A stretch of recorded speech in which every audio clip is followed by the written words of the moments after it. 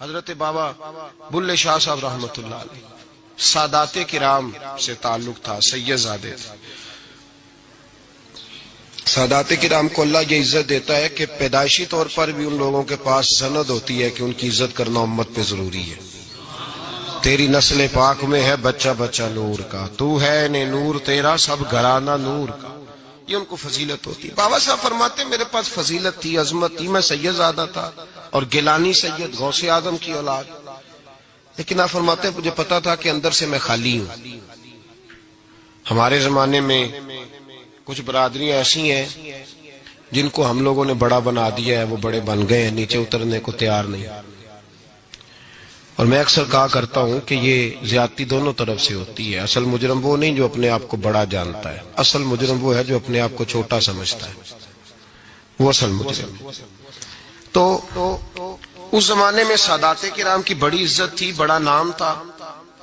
تو بابا صاحب کہتے ہیں میرے گھر میں پیری مریدی تھی، ابا جی بھی پیر، دادا جی بھی پیر، پردادا جی بھی پیر، سارے پیر تھے، لیکن میں جب اپنے دل پہ نظر ڈالتا تھا تو خالی تھا معاملہ، شے کوئی نہیں تھی پاس۔ ہاتھ چموا لینا، نذرانہ لے لینا بات ٹھیک ہے، لیکن نہ علم نہ معرفت، کوئی شے نہیں۔ اب فرماتے ہیں میں نے جب پلٹ کے دیکھا نا، پورے علاقے پہ نظر ڈالی تو ایک درویش بابا، ایک سادہ بابا سائیں عنایت قادری، جس کی کوئی بڑا نام نہیں، کوئی بڑی برادری نہیں، اور کام اس کا کیا ہے، رمبا لے لیتا اور سارا دن کھیتوں میں محنت کرتا، لیکن جب مغرب ہوتی تو اس بابے کی مجلس سجتی، اور کہتے ہیں جب ایک دفعہ وہ اللہ کہتا تو اس کی تھاری داڑھی آنسوؤں سے بھر جاتی، اور جب عشاء کے بعد وہ حضور پہ درود پڑھنا شروع کرتا تو لگتا یہ کہ یہ سادہ نہیں پڑھ رہا، یہ مصطفیٰ کی زیارت کر کے درود پڑھ رہا۔ فرماتے ہیں میری ساری برادری کو پتا تھا کہ اس کے پاس معرفت ہے، لیکن مسئلہ یہ ہے کہ ہم سید ہیں، وہ رائی ہیں، اب وہاں جائیں بت توڑیں کیسے، ٹوٹتا ہی نہیں، بہت بڑی مصیبت ہے، کیسے ٹوٹے گا؟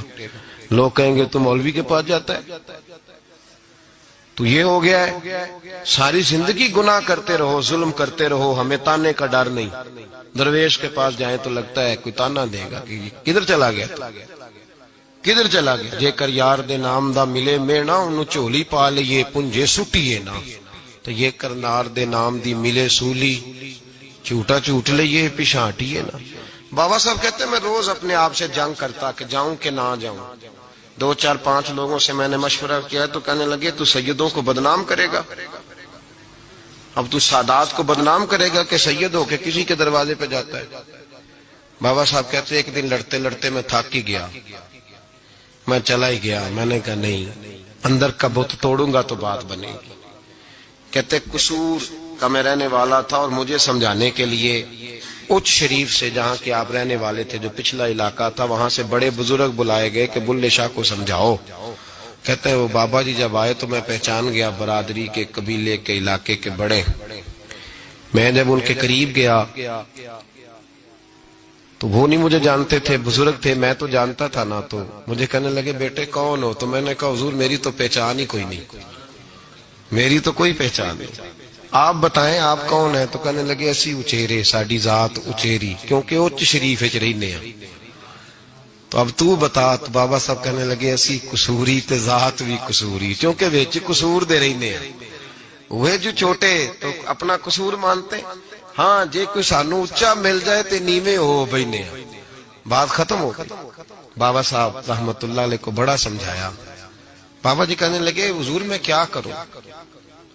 میں جب اس درویش کے پاس جاتا ہوں تو مجھے رب یاد آتا ہے، جب میں اس کے پاس جاتا ہوں تو میرے من کی میل کچیل دھو ڈالتا ہے، اور میں اس کی مجلس میں بیٹھا ہوتا ہوں تو لگتا ہے کہ مدینے والا رسول بھی مجھے مسکرا کے دیکھ رہا ہے۔ میری مجبوری ہے، میرے وہ جو اندر کے باطن کے میل ہے نا، اس نے دھو ڈالے، اور کہا حضور آپ تو کہتے ہیں اس کے پاس نہ جاؤ، میرا تن تو گھر میں ہوتا ہے، میرا من اسی کے پاس رہتا ہے، میں اسی کے ساتھ رہتا ہوں، اسی کے پاس بیٹھتا ہوں، اسی کے پاس ہوتا ہوں، اور میری کشش اتنی سخت ہے کہ اب میرا گزارا نہیں، اب اسی کے ساتھ جیڑا بلے نو سید آکھے انہوں دوزخ ملنے سزائیں۔